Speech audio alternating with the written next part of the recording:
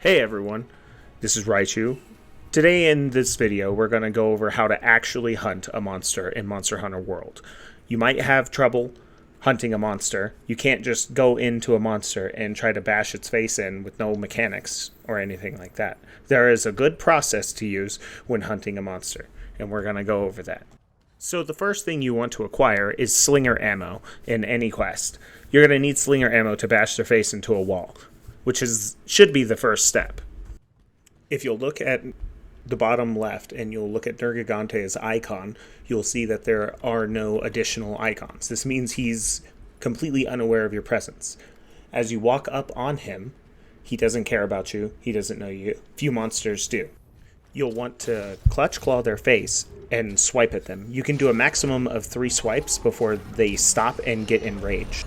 Once their face is facing the wall, you can shoot your Slinger ammo into it and it will propel them into the wall. They will then get knocked over, giving you a great opportunity to deal damage. However, before you start the damage, you should always weaken the monster's part, as this adds a damage buff. Once you have enraged the monster, this is the best time to perform a mount. The mount can be performed just by dealing any amount of damage in the sky. So if you have the hammer, try to use a slope and try to get in the sky and perform more damage in the air. This can be done with any weapon, but the mount is best performed when the monster is enraged, as if you did it when it wasn't enraged, you will have wasted a face wall bash. All the weapons excel at something different, so the hammer is best when attacking their face. Depending on the weapon that you want to use is depending on the body part you should focus on. So I'm playing the hammer here, so I optimally try to weaken the head and attack only the head to deal the most damage, as I would have to weaken multiple body parts to deal the same amount of damage, but I would lose time trying to weaken them. Essentially, if you can wall bash a monster, you should wall bash a monster, but if you can't, you should try to mount him. These will give damage phases to you and your allies. That's not saying you shouldn't try to do damage otherwise. If you're having trouble mounting a creature because you don't have terrain advantage or you don't have the right weapon, just try to do as much damage as possible while keeping yourself alive. So I'll take a second to go over icons. At the bottom left, you'll see the icon of Nergigante on the map, and the red means it's enraged. The yellow means it's not enraged, although it is still actively aggressive against you. If it shows an eyeball, but the eyeball is neither red, yellow, and is grayed out, it means that it's aware of you, but is not aggressive towards you yet. Another icon that might appear is going to look kind of like a turquoise L with teeth and drip marks on it. It just means that it's kind of exhausted and it is looking to rest or eat. Not to sleep, though.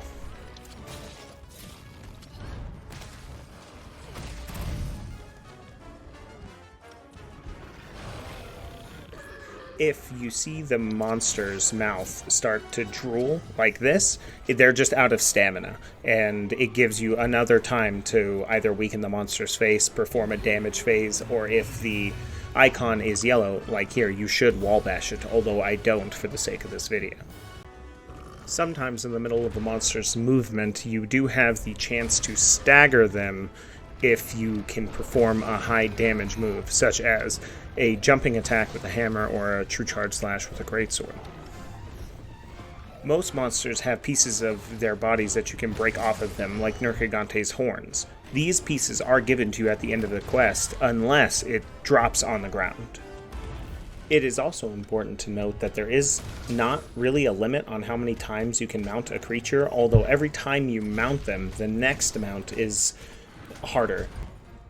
As soon as the exclamation point starts popping up, it means that the creature is alert, but also running away. You can see a green arrow up. That means the monster is elevated as compared to your current position. If the arrow is down and the numbers are red, it means that they are de-elevated. Whenever a monster does this, it usually means that they're going to sleep. If they are going to sleep, you should carry barrel bombs on you if you want a better damage phase whenever you get to attack the monster as he's sleeping. Now, whenever you do attack the monster on the sleeping, then the next attack is going to deal double damage. Whenever the first attack connects with a sleeping monster, the attack that wakes it up deals double damage. Alternatively, you could use the sleeping monster's time as a chance to clutch claw his face and perform another wall bash, assuming there is a wall in front of the monster. Either way, you would want to put barreled bombs down.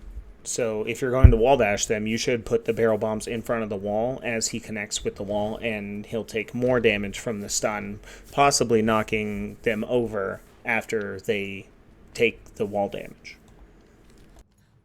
As you see here, the monster's sleeping, so I'm going to walk up and put barrel bombs on him in front of his face. And then I'll go out and I'll position myself correctly to get the Big Bang attack off into his horns, which are exposed. And it takes double damage. This is pretty much the best process, I would say, to just hunt a monster in general. And if you just wall bash them when you can and then mount them after you've wall bashed them, you should have an easier time hunting the monsters.